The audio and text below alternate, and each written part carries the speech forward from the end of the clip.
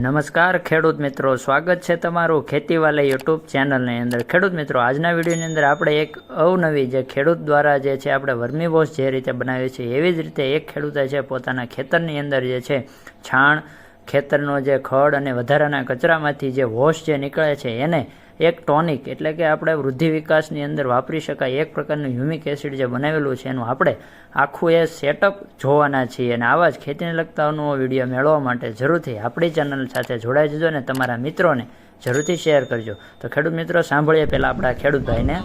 Quad Manubhai ભાગાભાઈ, ગામ ટેકરા, તાલુકો સાવરકુંડલા, જિલ્લો અમરેલી। આ મેં બનાવેલું છે।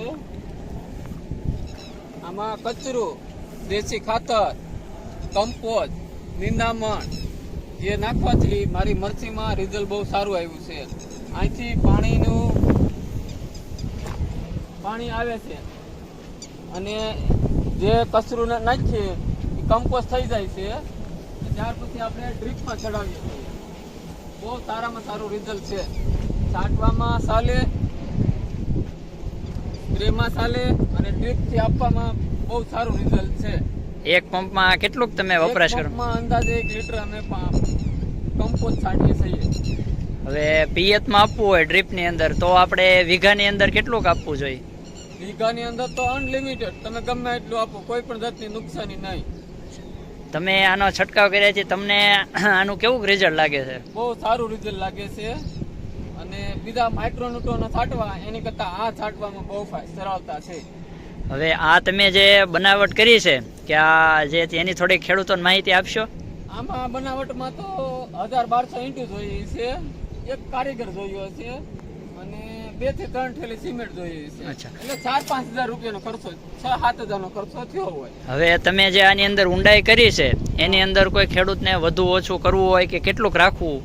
આમ તો વધુ ઓછું ઊંડાઈ કરવી હોય તો ચાલે, પણ કોઈ જરૂરી નહીં, કારણ કે આમાંથી કચરો જે આવે ઊંડાઈમાં હળતર થાય અને એની જગ્યાએ ઉપરનું હોય તો એનું નિતરાણ સીધું આમાં આવે।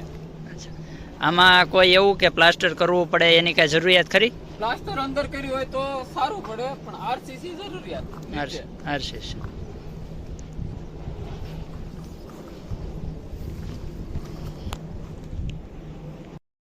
તો ખેડૂત મિત્રો, ખેડૂતની આપણે જે આજેના રિઝલ્ટો જોયા બાદ ખરેખર આ ખેડૂતે એક અવનવી કિમીઓ જે અપનાવીને પોતાના ખેતરની અંદર એક નવસાધ્ય જે આપણે કહી શકાય કે બિનખર્ચ રીતે વધુ પડતા ખર્ચ સિવાય જે છે આપણે એક ઓર્ગેનિક પ્રકારનું જે આપણે વોશ એટલે કે જે નિતાર જેનો નીકળે છે, જેની અંદર આપણે વર્મી કમ્પોસ્ટની અંદર જેમ વર્મી વોશ નીકળે છે એ જ રીતે આ છાણિયું ખાતર છે, અન્ય કચરો હોય છે જે આપણે જમીનની અંદરથી વધારાનું હોય તે આની અંદર નાખીને એનું સડતર થઈને એનું અંદર પાણી જરૂરિયાત હોય તો ઉપરથી વરસાદ ન હોય, વધુ પાણી ન આવે એની કાળજી રાખવી અને એનો જે નિતાર આવે એની લઈને તમે એનો છંટકાવ કરી સારામાં સારું રિઝલ્ટ મેળવી શકો છો। તો ખેડૂત મિત્રો, જરૂરથી તમે પણ આવું કંઈક ખેતીની અંદર નવું અપનાવીને એકવાર જરૂરથી ટ્રાય કરજો અને આવા ખેતીને લગતા અવનવો વિડીયો મેળવવા માટે જરૂરથી આપણી ચેનલને સબસ્ક્રાઈબ કરવાનું ભૂલશો નહીં। આભાર।